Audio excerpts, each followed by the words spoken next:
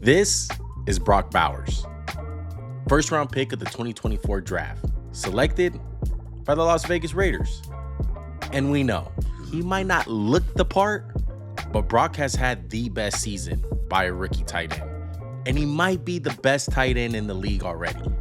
And he's done this all while playing for the dysfunctional Las Vegas Raiders, who has dealt with the Davante Adams drama, poor quarterback play, one of them being Desmond Ridder. And also, they tricked a small but great YouTube channel into making this video.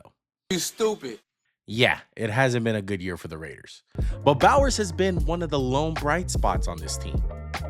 So how did Brock Bowers, with lofty expectations and history against him, have one of the best tight end seasons ever? What's going on, everybody? My name is Juan. I'm one half of the Max and Juan cast. Welcome to MJC Sports. Here, we do sports content, specifically the NFL. And if you guys like podcasts talking about football, debating football, subscribe to the channel, especially with draft season right around the corner. Comment down below any thoughts, opinions that you guys have. And don't forget to hit the like button. It helps out the channel tremendously. Now, let's get into the video. Drafting a tight end in the first round is risky business. Oftentimes, it doesn't seem to pan out. In the last 10 years, 9 tight ends have been drafted in the first round. And how many All-Pros have they combined for? 0. And only one 1,000-yard season. And there's only one guy that has earned a second contract with his new team, and that's David Njoku. And look, this isn't to say that there hasn't been good tight ends drafted. Guys like Sam Laporta, George Kittle, Travis Kelce, and many more, but none of those guys went in the first round. They were all late to mid-round picks. But it's obvious, tight ends drafted in the first round haven't really produced. I want to bring up the greatest example of all. This guy right here. Let's look at Kyle Pitts. He's a great example of this. He has every tool in the book. He went super high in the draft, and he had enormous expectations, even more than Bowers. But he hasn't lived up to those expectations. So what's the difference? What does Bowers do compared to all the other tight ends that have been drafted in the last decade haven't been able to do? As much as I would love to start off with just showing you the plain simple stats that Brock Bowers has had for a rookie tight end this year, I want to show you guys the film, because the stats can be one thing, but the film says so much more about this guy on why he's such a great player.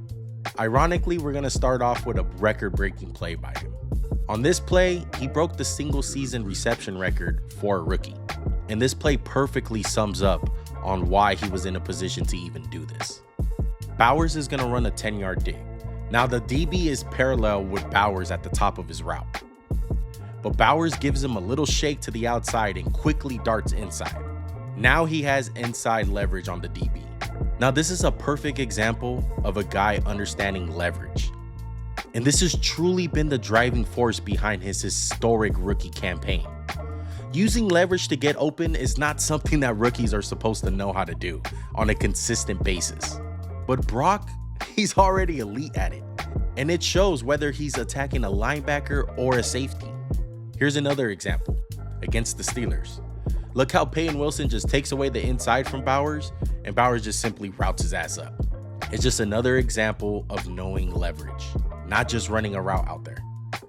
And look, it doesn't matter. Linebacker, safety, they're both mismatches for Brock Bowers.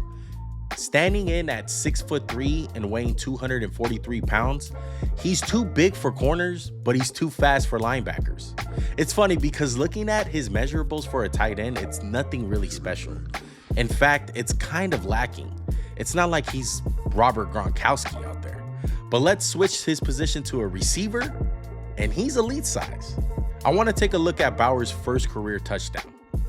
He's being covered by a guy that's 5'10" and PJ Locke. And Gardner Minshew just says, fuck it, I'm just going to lob it up there. He even gets to show off his speed in this play. They tracked him in at above 19 miles per hour, the second fastest speed by a tight end all year. Bowers is just too big and physical, and he mosses him and rumbles for the touchdown. I mean, look at this, bro. Bowers is just too big, he's too physical, and mosses him, and he rumbles for a touchdown.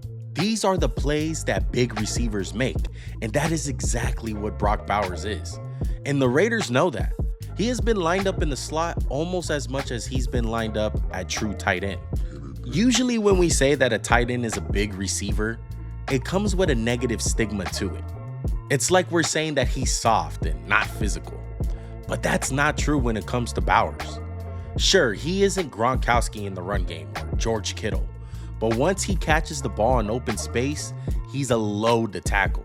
That's where his physicality comes in. And there's countless examples of this. Let's look at this one against the Baltimore Ravens. He's not going to score on this play, but he could have easily ran out of bounds and really saved his body here. But Bowers sees Marcus Williams and just pushes him. Then a few plays later, Bowers is going to beat him and then take him for a ride. He almost scores the touchdown. And it's not just his power, it's his speed and quicks. Right here, he's working underneath. He catches the ball and Shaq Thompson comes up to tackle him, but he's just not ready for Bowers. Bowers gives a little dead leg and then he explodes up by leaving Thompson in the dust.